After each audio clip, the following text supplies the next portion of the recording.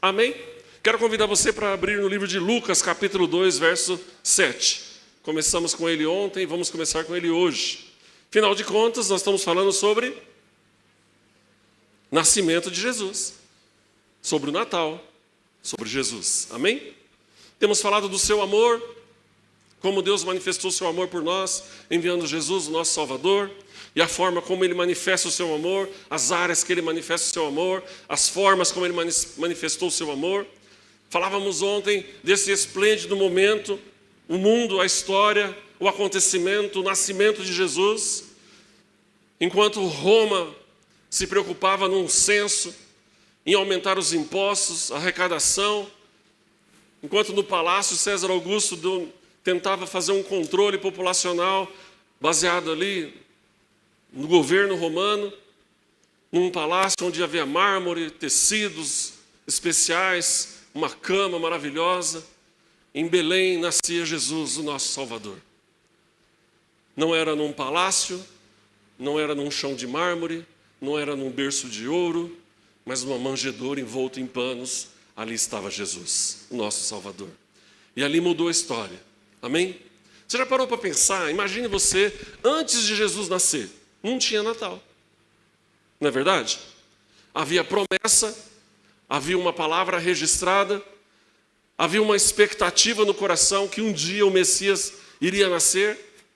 E as pessoas perguntavam, quando será isso? Havia um sentimento, mas a vida prosseguia naturalmente, crendo nos profetas, crendo nas Escrituras, recebendo através do sacerdote a palavra, entregando o seu sacrifício, a sua oferta anual no templo pelos seus pecados. As pessoas tinham uma vida em que elas se planejavam anualmente para oferecer a Deus uma oferta, um holocausto pelos seus pecados.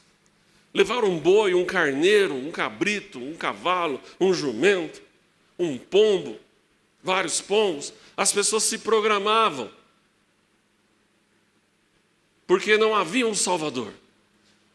Eles seguiam a lei de Moisés, e eles eram praticantes daquele momento. Mas chegou um determinado dia, o amor de Deus é manifestado. Maria recebe a grande notícia: eis que você dará à luz um filho, e por-lhe-ás o nome de Jesus. E ele será o Emanuel. Além de Jesus, o Salvador, ele é o Emanuel, Deus conosco. Depois o anjo aparece em sonho para José e fala: José, não temas. Tudo o que está acontecendo está debaixo da ordem de Deus. Você vai se tornar pai. Maria está grávida. Não se preocupe com isso. Vem do Senhor esse filho. E começa 9 meses de gestação. E eles são levados a Belém por causa de um censo. E ali ela entra em trabalho de parto e nasce Jesus. E ali acontece um marco na história. É muito mais do que um nome, é muito mais do que uma promessa, é uma realidade. O mundo começa a contar o antes e o depois. Não tem como fugirmos disso. Então, há 2025 anos atrás, nascia o Salvador. Nascia o Senhor Jesus. E Lucas 2,7 diz assim: enquanto todo mundo olhava o que Roma determinava, Lucas escreve com a sua lupa em cima do que Deus estava fazendo. O olhar dele nas Escrituras é para o que de fato estava se cumprindo. Então ele diz: e deu à luz o seu filho primogênito, e o envolveu em panos, e o deitou numa manjedoura, porque não havia lugar para eles na estalagem. Se cumpre ali o propósito, a promessa, a palavra de Deus, e nasce o nosso Salvador. Nasce o seu Salvador, nasce o Salvador do mundo. A graça de Deus é manifestada. Deus nem olhou para mim se eu queria ou não queria. Deus não olhou para o tamanho do meu pecado, para a quantidade do meu pecado. Deus não olhou para a minha incredulidade, para a minha dureza de coração. Deus falou: estou manifestando sobre a sua vida um amor perfeito. E este amor emana uma graça, e essa graça vai te trazer um perdão, uma restauração, uma libertação, uma transformação que vai mudar a sua vida para sempre. Que nasceu Jesus. Nasceu Jesus. Nasceu Jesus. Cutuca do lado aí. Fala para a pessoa: nasceu Jesus. Nasceu o meu Salvador. nasceu o seu Salvador, nasceu o meu Redentor, nasceu o seu Redentor. Ô Rafa, cutuca aí. Deixa quieta a Tayla, não. Aí, põe para fora. Você com o homem mais tímido, vai, Tayla, ensina para ele. Você que é professor aí, ó. Nasceu o Salvador. Né, Márcia? Fala para ele. E sem sotaque de português. Fala certo comigo, né? Nasceu o nosso Salvador. Nasceu. Essa é a notícia mais importante que eu posso te dar nessa noite. O mundo pode estar olhando as cidades enfeitadas, o calendário transformado, o comércio com o horário mudado, as pessoas se preocupando com o que comprar, o que cozinhar, o que preparar, quem receber, quem não receber, ou vou receber mesmo não querendo, porque eu não gosto dela, mas vem no pacote da família. Glória a Deus que ela vem, né? Ou que ele vem.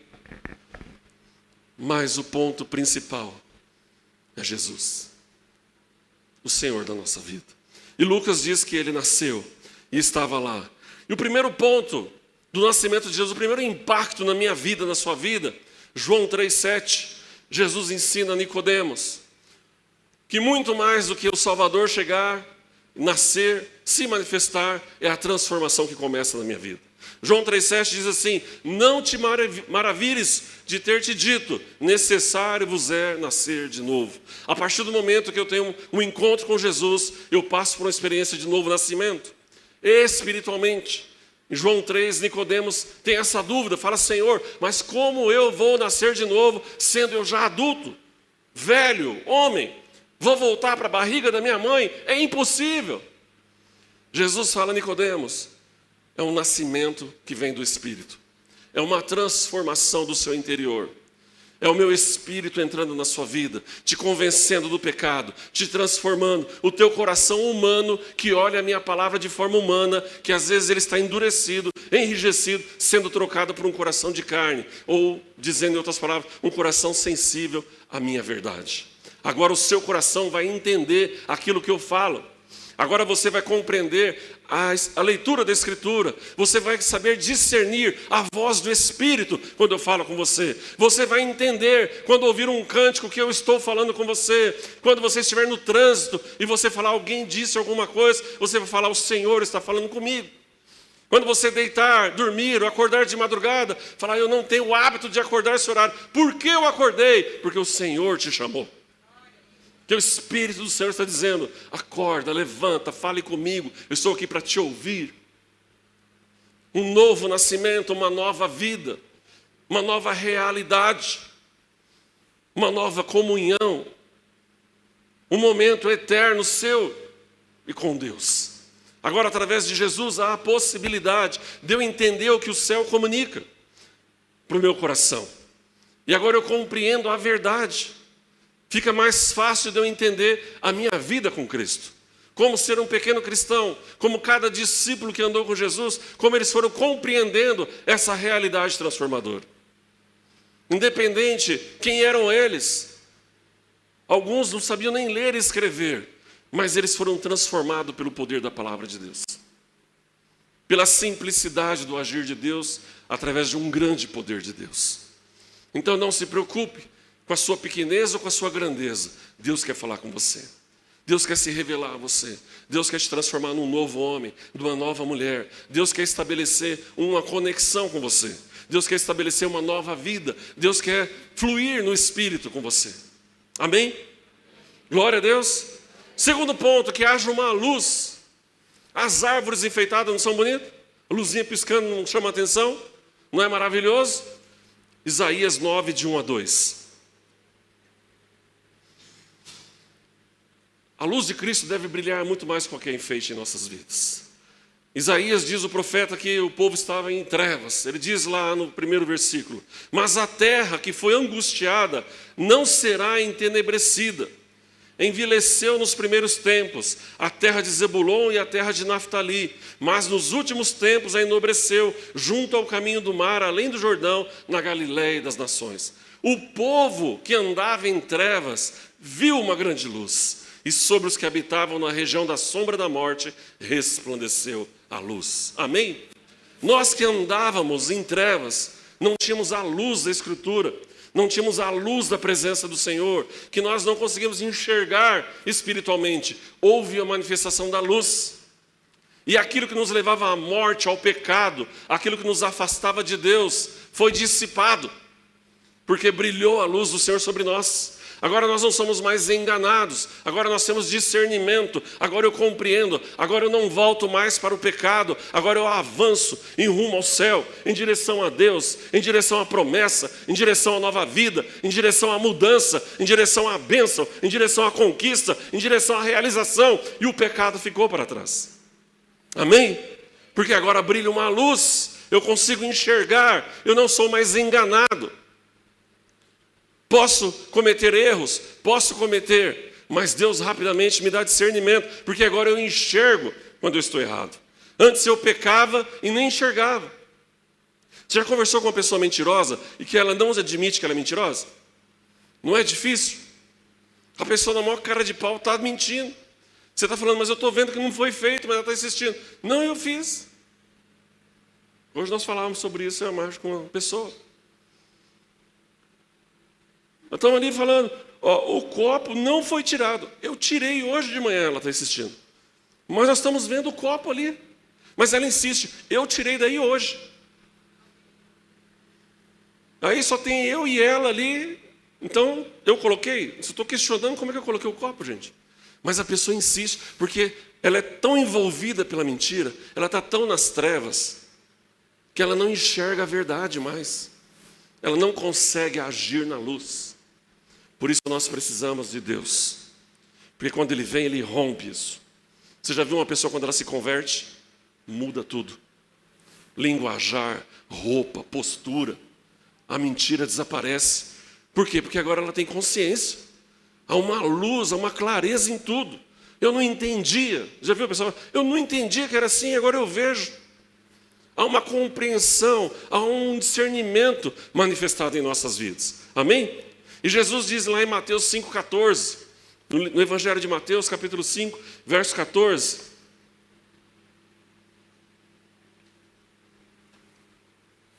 Vós sois a luz do mundo. Não se pode esconder uma cidade edificada sobre um monte. Jesus não está dizendo assim, ó, eu sou a luz. Ele está dizendo vós. Está falando, William, você é a luz. Morango, você é a luz. Doutor Eduardo, você é a luz. Cris, você é a luz. Danilo, você é a luz. Neide, você é a luz. Deus está falando, você é a luz. Não há mais como as pessoas não perceberem o que eu estou fazendo em sua vida. Não tem como eu esconder. E ele fala, não há como esconder uma cidade edificada num monte com a luz brilhando. Não tem como, você olha. Se você já viajou de carro, quando você vem chegando a Londrina, você vê de longe, você fala, ali está Londrina. Quando você chega à noite, você vê a claridade. Se você vem de avião, você começa a ver mato, escuro, de repente luz. Não tem como esconder. E Jesus está dizendo assim, ó, a partir de agora, você não consegue mais se esconder. A partir de agora, você é uma testemunha minha. A partir de agora, a minha luz brilha em você. Não importa se você vai subir na montanha, se você vai descer para a caverna, se você vai para o vale, para a beira do rio, para o mar, aonde você estiver, ali há uma referência, há uma luz brilhando. Ali está o meu Espírito sobre você. As pessoas vão olhar,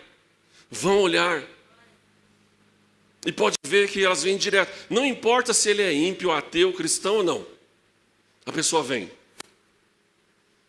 Quando nós começamos a nos relacionar, a Marcia fala assim, mas como você sabe isso da pessoa? Como que você vê? Eu falei assim, Marcia, eu não pergunto nada para ninguém. Aí nós começamos a passear junto.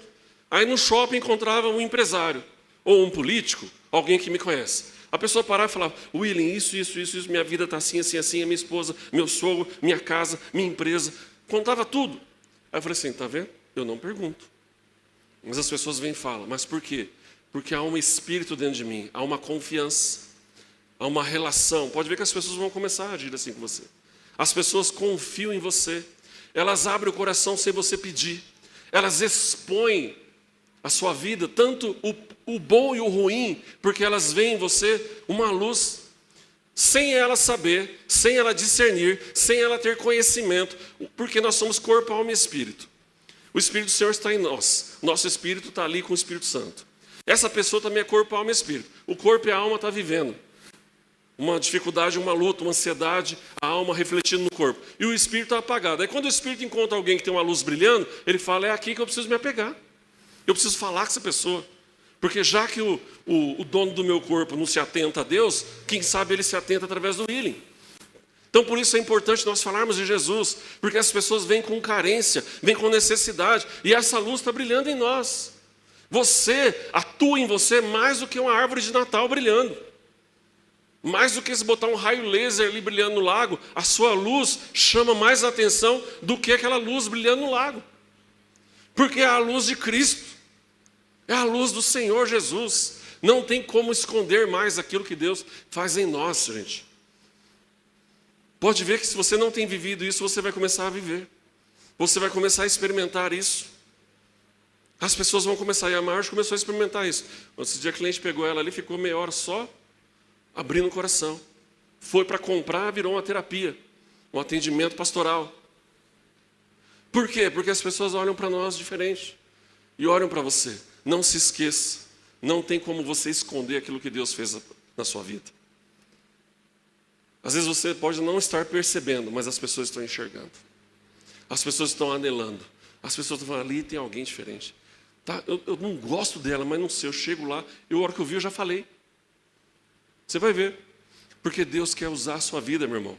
Deus quer brilhar em você. E Ele já emanou esse poder. Ele já trouxe essa luz. Agora viva. Viva. Que isso não é demérito, isso não é coisa ruim, isso não traz ônus nem bônus, isso só traz a glória de Deus. E é Ele que vai brilhar. E tudo aquilo que acontecer de bom, você devolve a Deus. Você é só um instrumento. Coloque a Deus e fala, Deus, obrigado. O Senhor me usou para abençoar aquela pessoa. O Senhor me usou, está brilhando em mim a sua luz. Ela percebeu e eu pude falar do Senhor. Amém? Em nome de Jesus. Gálatas 5, 22 e 23. Esse Jesus que nos transforma no novo homem, que brilha em nós a sua luz, Ele coloca em nós o seu Espírito. Ele não deixa a gente vazio.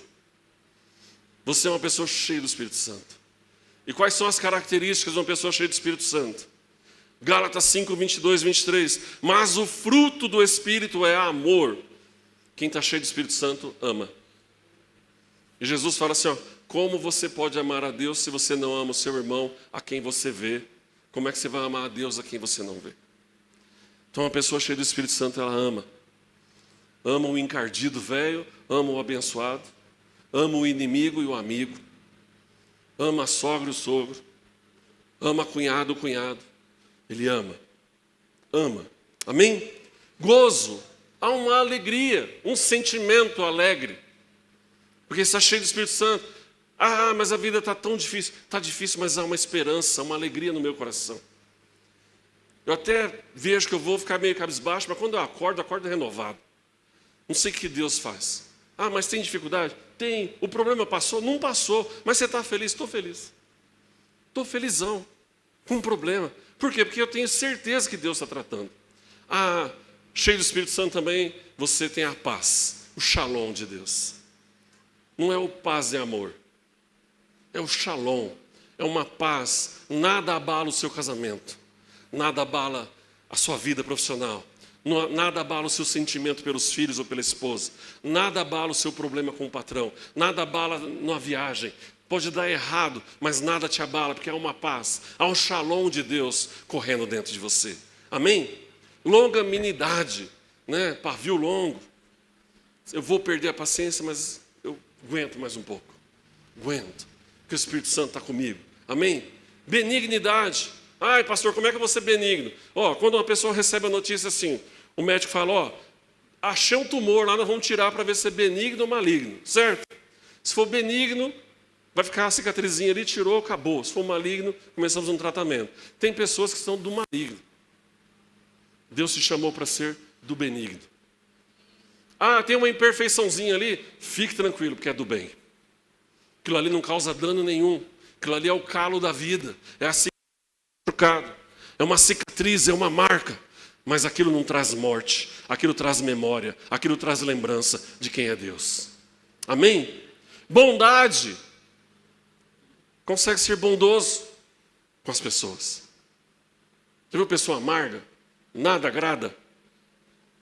Dá um beijo no vô, o vô olha, não precisa. Vai com o vô no mercado, o vô, não vai junto, não quero. Não ando com criança. Já viu gente assim? Tem gente amarga, gente.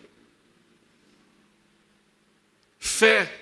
Uma pessoa cheia do Espírito Santo, ela tem fé. Fé no impossível. Há uma esperança no coração. Eu creio, eu vou receber. Deus vai fazer, Deus vai trazer a luz, Deus vai trazer a existência. Eu recebi a oração da pastora, eu recebi do pastor, eu recebi uma palavra profética. Eu creio. Eu preenchi meu projeto de vida porque eu creio, que eu tenho fé. Amém? Mansidão. Manso.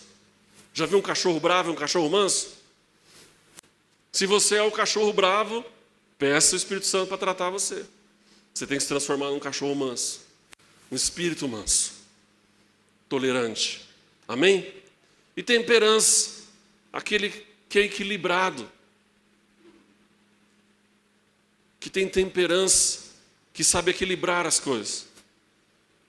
Tem comida para dois? Vamos comer em dois. Não vai comer sozinho e deixar o outro passar fome. Tem equilíbrio. Pense no outro. Ou nos outros. Você é um cara equilibrado. O Espírito Santo te equilibra. Para que você saiba dividir, repartir, ou não ocupar o espaço que é do outro, onde cabem mais pessoas, você não queira só para você, que haja uma temperança. Então Jesus veio para trazer em nós o seu Espírito, e o seu Espírito se manifesta de todas essas formas em nós. Fora os dons espirituais, que nós vamos nem entrar no caso aqui agora. Aqui nós estamos falando só de um fruto do Espírito, que Deus age de tudo isso sobre nós. Amém? Glória a Deus. Parece que você está assustado aí. Jesus quer participar de todas as nossas festas. Lucas 15, 7. Evangelho de Lucas, capítulo 15, verso 7. Ele diz assim, ó, digo-vos que assim haverá alegria no céu por um pecador que se arrepende mais do que 99 justos que não precisam de arrependimento. Às vezes nós temos 99 crentes dentro da igreja, tudo carente. Aí chega um, se converte, o pastor dá atenção, faz um discipulado, ajuda aquela pessoa, os 99 ficam com ciúmes. Jesus está dizendo assim, ó, os 99 já já estão bem, vão se alegrar com aquele que chegou agora, vão abraçar aquele que se converteu, vamos fazer uma festa para Jesus, porque no céu já começou a festa. Enquanto você fica lamentando aí, está rolando bailão lá no céu. O banquete já foi servido, a banda já está tocando, os serafins já estão cantando, o céu já está estremecendo e você está aqui preocupado. Aí pastor não olha para mim, mas olha para o outro que chegou agora. O pastor dá bom dia para o outro que chegou agora, não dá bom dia para mim. Os crentes tudo carente. Mas foi feita na sua vida. Morango, já vou, estou entendendo o recado, irmão. A obra de Deus já foi feita na sua vida. Vai junto com o pastor receber o novo. Vai junto com o pastor discipular o novo. Vai somar com o pastor abençoar quem está chegando. Vai ser bênção. Amém? Mais ou menos. Em nome de Jesus. Para a gente encerrar aqui, o Natal traz a alegria que é Cristo Jesus. Lucas capítulo 2, verso 11. Evangelho de Lucas capítulo 2, verso 11.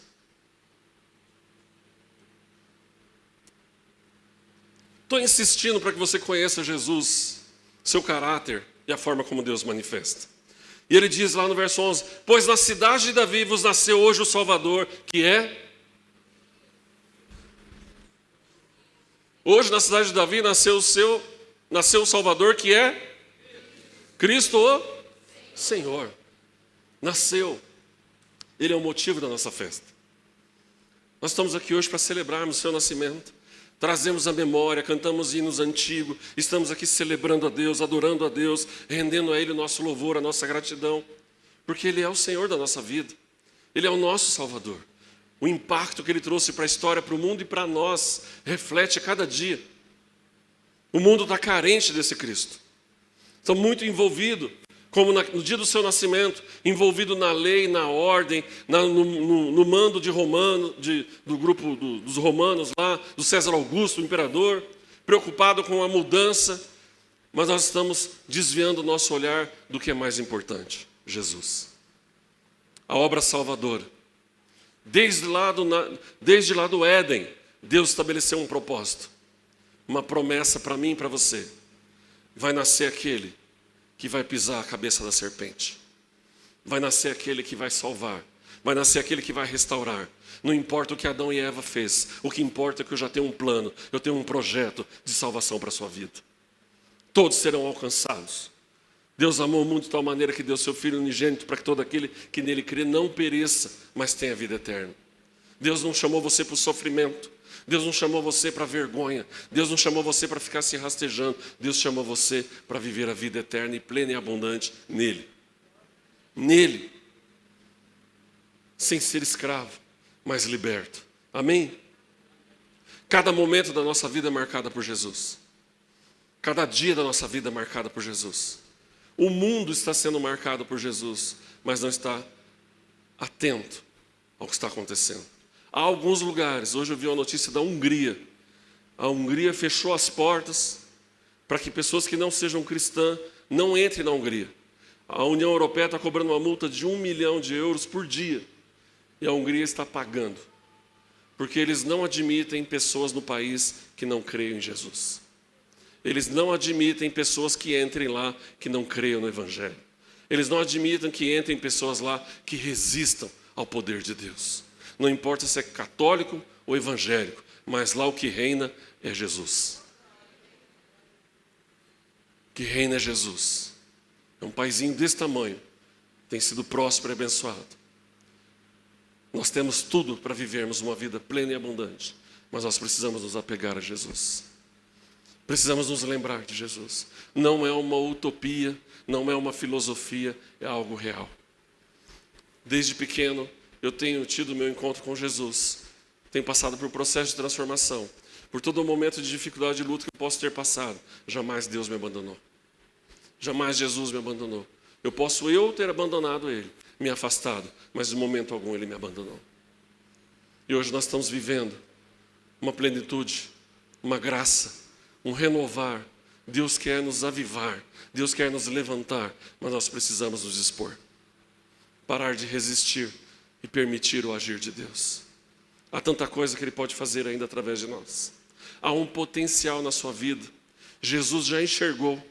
Jesus já liberou sobre você a bênção.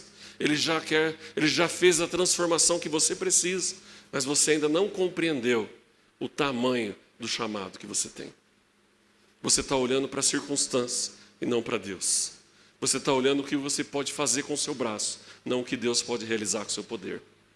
Você está olhando com seus olhos aquilo que você tem de experiência e sabe o que pode dar certo ou errado, mas Deus pode trazer à existência aquilo que não existe para nos abençoar.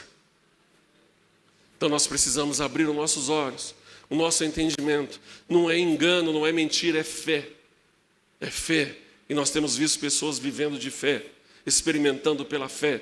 E o que falta para eu e você vivermos ainda mais esses desafios de fé? Vamos ficar em pé?